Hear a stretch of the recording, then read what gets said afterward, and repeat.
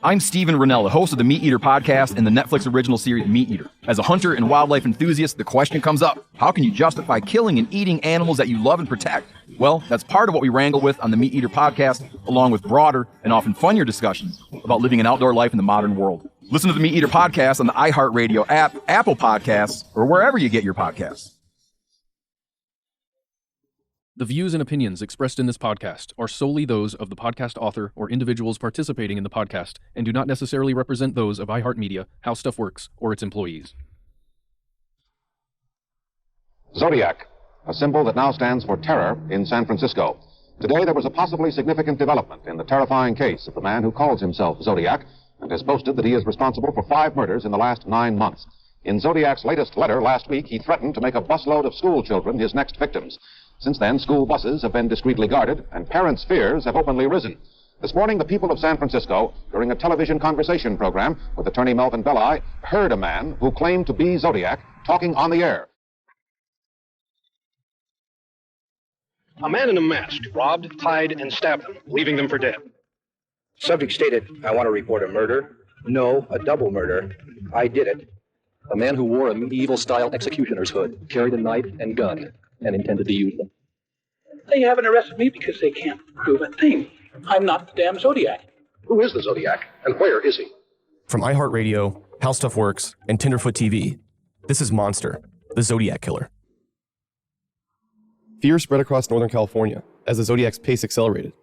He continued to send letters to newspapers, and to prove authenticity, he included squares of bloody clothing from the cab driver's shirt. But apparently letters weren't enough. The killer craved more attention. In October 1969, Californians gathered around their televisions in anticipation of the Zodiac's on-air debut. They were desperate to finally hear the voice of unspeakable evil.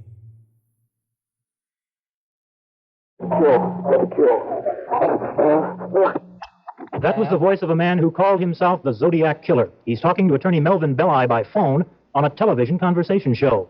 This bizarre situation began at 2 o'clock this morning when the so-called Zodiac telephoned police headquarters. He said he was sick, he needed help, and he wanted to talk to attorney Melvin Belli on television. The Oakland Police Department contacted Belli that night. Belli was a well-known celebrity lawyer whose clients included the Rolling Stones and Muhammad Ali. With only hours' notice, Belli came on the Jim Dunbar Show to speak with the Zodiac, live on TV. All the scheduled guests were canceled. Belli waited for Zodiac to call on a private line. The phone was not tapped. The killer telephoned 12 times. He spoke very little, with attorney Belli trying to draw him out. Maybe he's afraid of being beaten up or something like that now. Why don't we just ask Sam to tell us a little bit more about what he's feeling right now? Tell us about your feelings, Sam. Just tell us anything you want to. And then we'll come back and I'll give you a specific answer to this question when you're going to the gas chamber. Talk to us. Just tell us what's going on inside you right now, Sam, please. I have headache.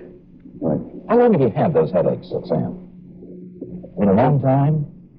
Since I killed a kid. If it all boils down to the question of you're giving yourself up, if you could be assured that you wouldn't get capital punishment for myself. I don't want to give myself up. I want to kill those kids.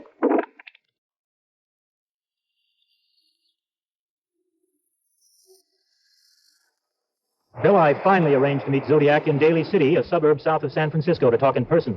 So inside the thrift shop, St. Vincent de Paul, attorney Melvin Belli and the San Francisco police waited for the Zodiac Killer.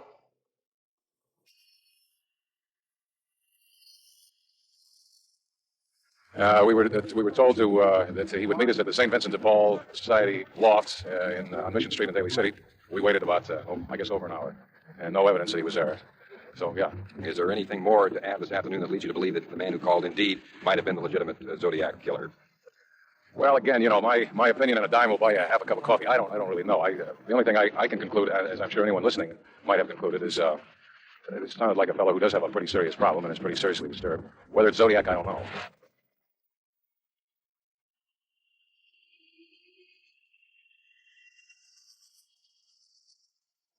The man did not show, so now all we can do is wait perhaps for that next phone call from the man who calls himself Zodiac, who has killed 5 and says he's going to kill again. Dick Shoemaker, ABC News, San Francisco. We'll be back with more news in a moment.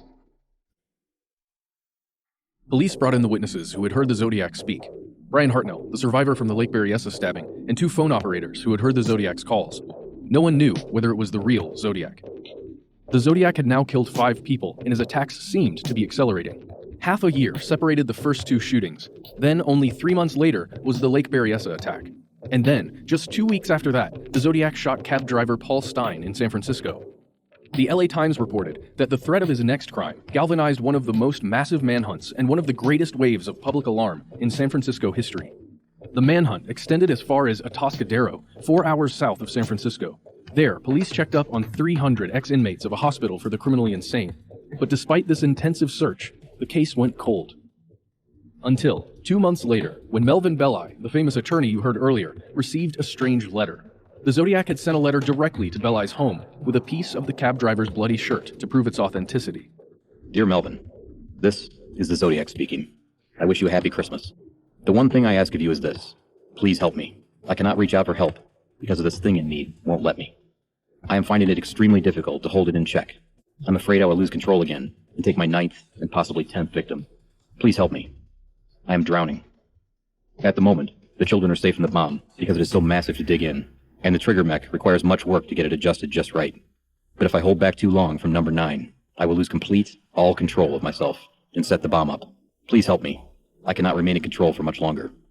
Signed, Zodiac. It seemed like maybe the Zodiac really was reaching out to the lawyer to get help, but the letter also had his usual threats. He mentioned the bus bombs and was now claiming 8 victims. The Zodiac had included specific details about his first 5 murders in his letters, but then he said he would start to disguise his killings, making them look like routine robberies, killings of anger, or accidents. Because of this, police were unsure which recent murders might be the Zodiac's.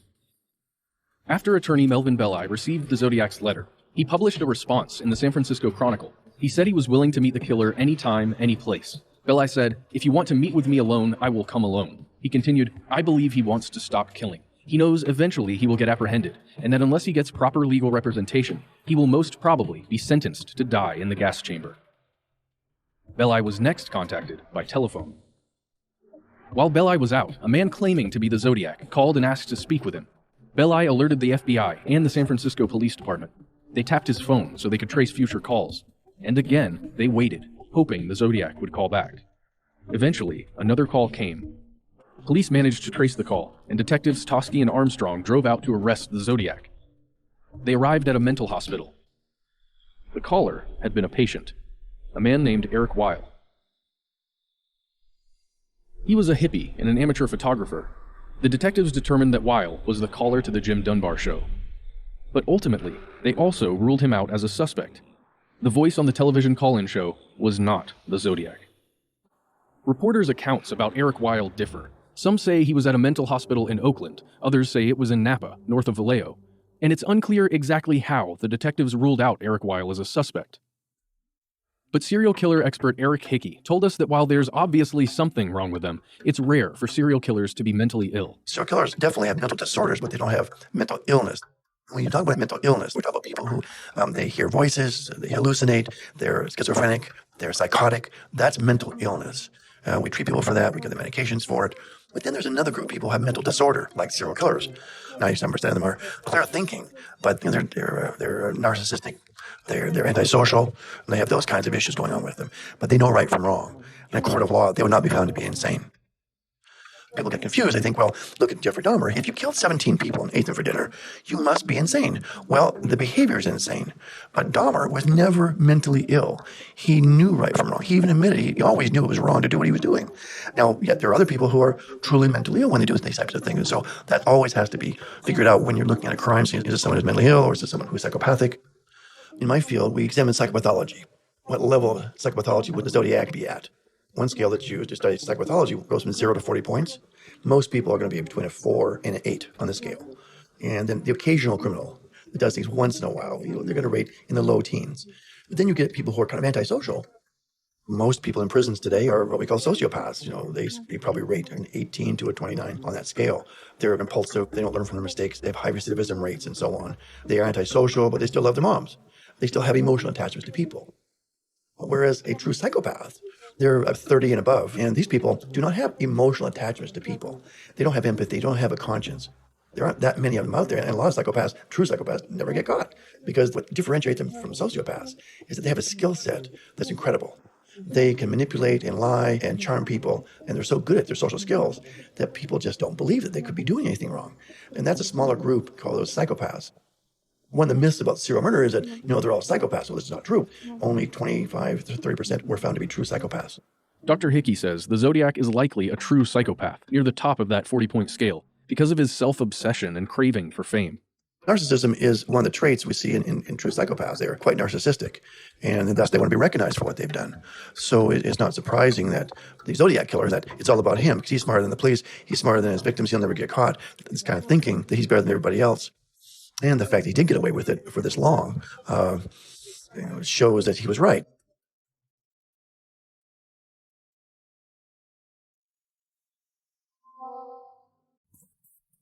I'm Stephen Rennell, the host of the Meat Eater podcast and the Netflix original series Meat Eater. As a hunter and wildlife enthusiast, the question comes up, how can you justify killing and eating animals that you love and protect?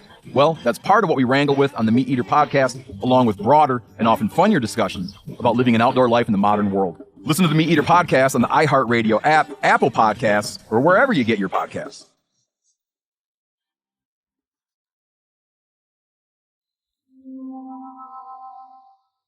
The whole TV call-in saga and then subsequent contact with Melvin Belli was puzzling. Investigators determined the caller to both the TV show and to Belli's house was mental patient Eric Weil, and that Weil couldn't be the Zodiac. But the actual Zodiac had written to Belli, and he included a piece of Paul Stein's shirt as proof. What was going on? Was the Zodiac's letter a real cry for help? Had the Zodiac set up the TV call-in, but then Eric Weil interrupted it? Or had Weil set up the call-in, and then the Zodiac wrote to Belli to try and stir up more media attention? The timing of this letter to Belli was interesting. It was mailed the day after another California killer's face was plastered on the cover of Life magazine. December 19th, 1969, Life magazine. The strange story of Charlie Manson and his brood of nubile flower children charged with murder. Life in a sex and drug-devoted communal family that lived on the far edge of society under the absolute, almost mystical domination of Charles Manson. Manson gave the orders, and the family carried them out. Charlie Manson so disturbed the American millions last week when he was charged with sending 4 docile girls and a hairy male acolyte off to slaughter strangers in 2 Los Angeles houses last August. What failure of the human condition could produce a Charles Manson? What possible aspects of such a creature's example could induce sweet-faced young women to acts of such numbing cruelty? The Manson story was a media sensation. The next day, when the Zodiac sent his letter to Melvin Belli, was he trying to regain the attention he seemed to so desperately crave? The Manson trial and its press coverage stretched on for months, and America was repeatedly shocked by new revelations about the Manson family. But the Zodiac wasn't willing to give up his place on the front page. If you pay attention to when the Zodiac sent his letters, it seems as if, for every article published about Manson, the Zodiac responded within days with a new letter, taunting police with an ever-increasing kill count and demanding the press give him the coverage he felt he deserved. April 19th, 1970, San Francisco Examiner. Cult chief's pal guilty in killing. April 20th, 1970. This is the Zodiac speaking. Bousselet, 22, testified it was Manson who killed Hinman. The baby-faced defendant said Manson, leader of a nomadic hippie-style clan, sought $20,000 from Hinman. Charles pulled a sword from behind his leg and stabbed, Bousselet said. I hope you do not think that I was the one who wiped out that blue meanie with a bomb at the cop station, even though I talked about killing school children with one. It just wouldn't do to move in on someone else's territory. I've killed 10 people to date. April 21st, 1970, gas chamber for musician Slayer. April 28th, 1970. I hope you enjoy yourselves when I have my blast. Bousselet maintained it was Manson who killed Hinman. If you don't want me to have this blast, you must do 2 things. 1, tell everyone about the bus bomb with all the details. 2, I would like to see some nice Zodiac buttons wandering around town. Everyone else has these buttons like peace, black power, Melvin eats blubber. Well, it would cheer me up considerably if I saw a lot of people wearing my button. Please, no nasty ones like Melvin's. June 12, 1970, Manson battles with bailiffs. Charles Manson fought with 3 bailiffs trying to force him into his seat, then was led shouting out of court along with 3 others charged with murder conspiracy in the slayings of actress Sharon Tate and 6 others. The women sat down, then jumped up again. Miss Krenwinkel raised her arms and addressed newsmen seated in the jury section. We gave our lives once before. Don't you know who we are? You put us on the cross once before. Why don't you do it again? June 26th, 1970. This is the Zodiac speaking. I have become very upset with the people of San Fran Bay Area. They have not complied with my wishes for them to wear some nice Zodiac buttons. I promised to punish them if they did not comply, by annihilating a full school bus. But now school is out for the summer, so I punished them in another way. I shot a man sitting in a parked car with a .38. Zodiac, 12. San Francisco Police Department, 0. July 24th, 1970. State tells bizarre Tate killing's motive. Charles Manson hoped to touch off a Negro white bloodbath in the United States by making it appear that blacks had committed the Tate LaBianca murders. Manson, 35, appeared in court with a red cross slashed on his forehead, framed by his dangling hair. Manson did it with 2 slashes of a razor blade. Manson has, in the past, called himself Christ and Jesus. July 24th, 1970. I'm rather unhappy because you people will not wear some nice Zodiac buttons. So I now have a little list, starting with a woman and her baby that I gave a rather interesting ride for a couple hours one evening a few months back. July 25th, 1970. Manson wanted race war. With a Beatles song spinning in his mind, Charles Manson ordered the murders of actress Sharon Tate and 6 others in hopes of igniting a black-white war. To Manson, Helter Skelter, one of the Beatles' songs, meant the black man rising up against the white establishment and murdering the entire white race.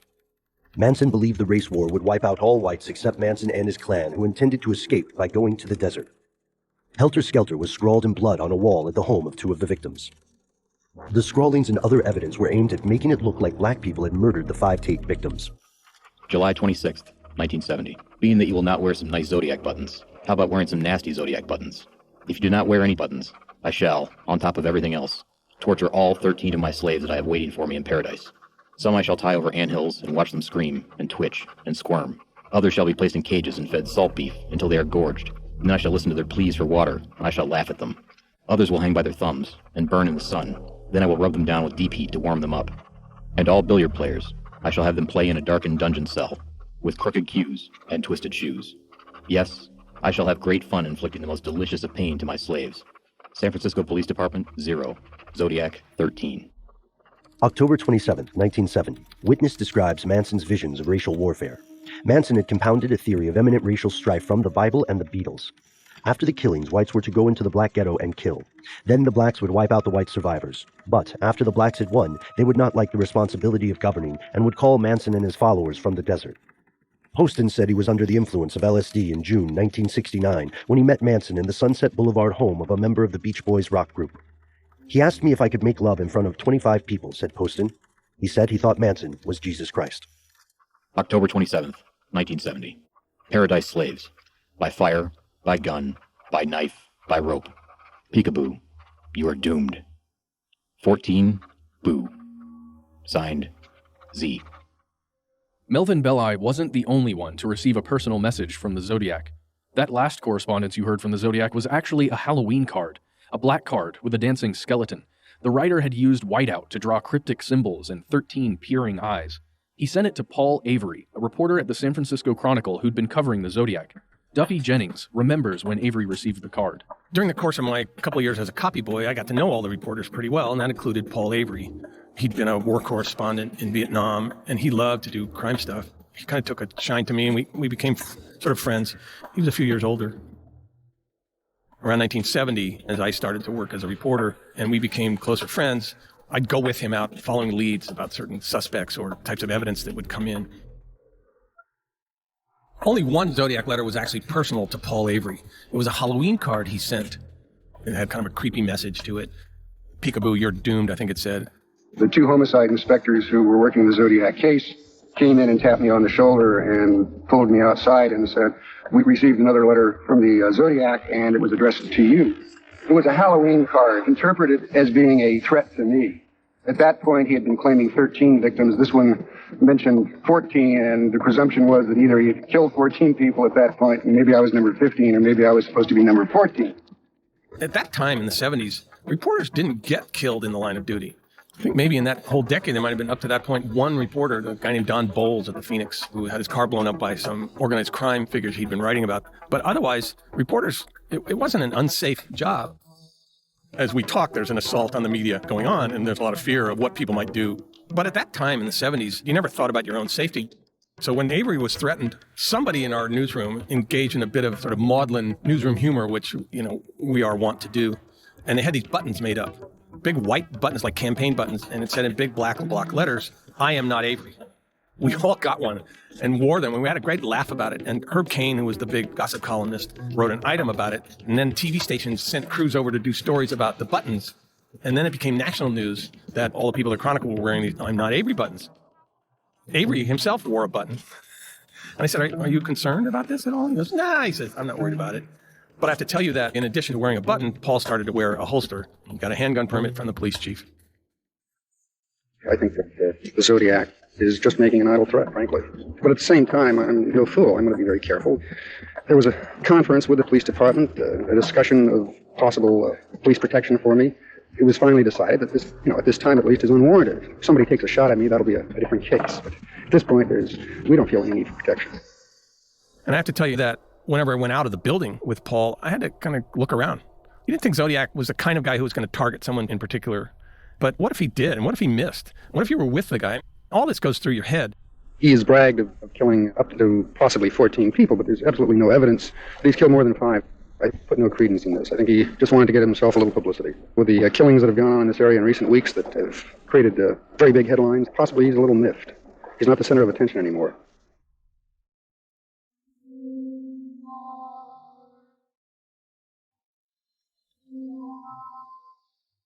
The Zodiac had been continuously bragging about new murders in the 11 letters and cards he sent in just over a year, but he'd stopped supplying any evidence.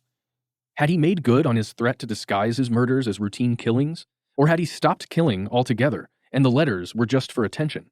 We spoke to criminal psychologist James Fox about whether serial killers ever do just stop killing.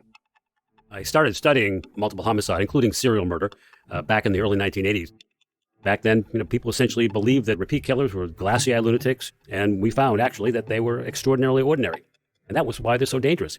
If they looked and acted like the serial killers in the movies, like Jason or Freddy Krueger, we'd avoid them like the plague. But the fact that they blend in so well and have an outward appearance of being a nice guy makes them extremely dangerous. Many of them were quintessential sociopaths. They cared only for their own pleasures, no matter who they hurt in the process. And they also had an insatiable need for power and control and dominance, and oftentimes satisfied those needs through rape and torture and mayhem.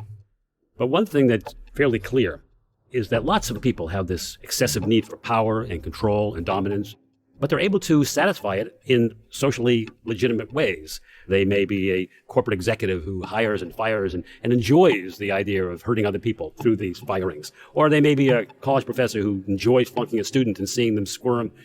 But the thing about serial killers is they don't have that ability. They don't have an outlet to satisfy their needs for power and dominance. To give it a good example, Dennis Rader, the BTK killer, always wanted to become a police officer, but wasn't able to make it onto the force.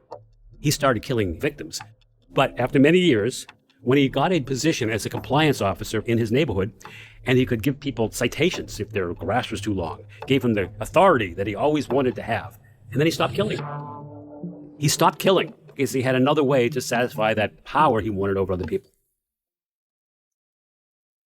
Were the Zodiac's letters his outlet? Did manipulating the police and the media quench his desire for power and control? Here's Zodiac expert Michael Butterfield. The Zodiac went from being a nameless killer on a road at night to being a bizarre killer wearing a costume during daylight, to killing a cab driver in a populated area, to threatening school children, and then becoming a modern terrorist. After his last known murder, cab driver Paul Stein, the Zodiac wrote a lot of letters, but didn't appear to engage in any further attacks. There was never any bomb found along any roadsides. There was never any attempts to bomb any school buses or anything. But he sure created weeks and months of terror in the Bay Area that is remembered to this day. And I think that was part of his goal. These bombs served the purpose of removing him from the equation. He doesn't have to be there anymore. He knew that all he would have to do is draw a little bomb and mail it to a newspaper. And it would not only create instant terror, but it would be covered all over the place. Even though the Zodiac probably had stopped killing and was sitting at home just watching TV and reading the newspaper, you still feel scared of it. It has no resolution, no end, because you still think he's out there. He became someone who could be around any corner and in any shadow at any time. But the Zodiac was also sort of drowned out at times by other major crime stories. A lot of people were paying more attention to things like the Manson trial and all the chaos and insanity of that. And then as the 60s came to an end and the 70s came around, that was the age of the serial killer. And I think the Zodiac was sort of overshadowed by all of this. And perhaps he sensed that in some way, that time had moved on, that America had become even more violent than he was and moved to another level. And maybe that's why he, in a sense, stepped away from it. But then in March of 1970, a young woman claimed that she had been driving along a freeway and a vehicle pulled up alongside her. The man inside gestured towards her vehicle as if there was something wrong. So she pulled over, the man pulled over and said, "Hey, your tire's loose." And that gave him a perfect opportunity to pretend to be the Good Samaritan and offer her a ride.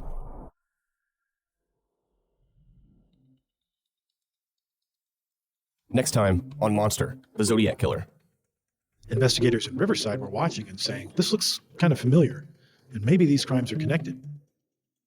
A young, inexperienced Zodiac murdered Edwards and Domingos more than 5 years before his reign of terror in San Francisco. It said Bates had to die, there will be more, and right at the bottom is a Z. In this monotone, no feeling, no looking at me, driving on. He said to you that he was going to kill you. You're gonna die, you know I'm gonna kill you. Throw that baby out.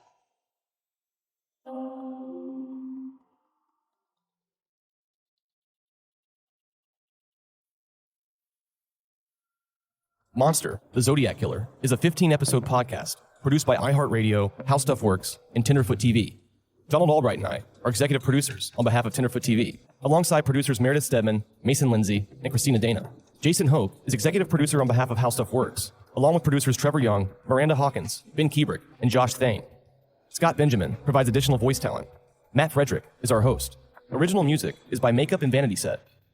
If you haven't already, make sure to check out the first season of Monster, called Atlanta Monster, about the Atlanta child murders from the late 70s to the early 80s. Download the 10-episode season right now. Have questions or comments? Email us at monster@howstuffworks.com, or you can call us at 1-833-285-6667. Thanks for listening.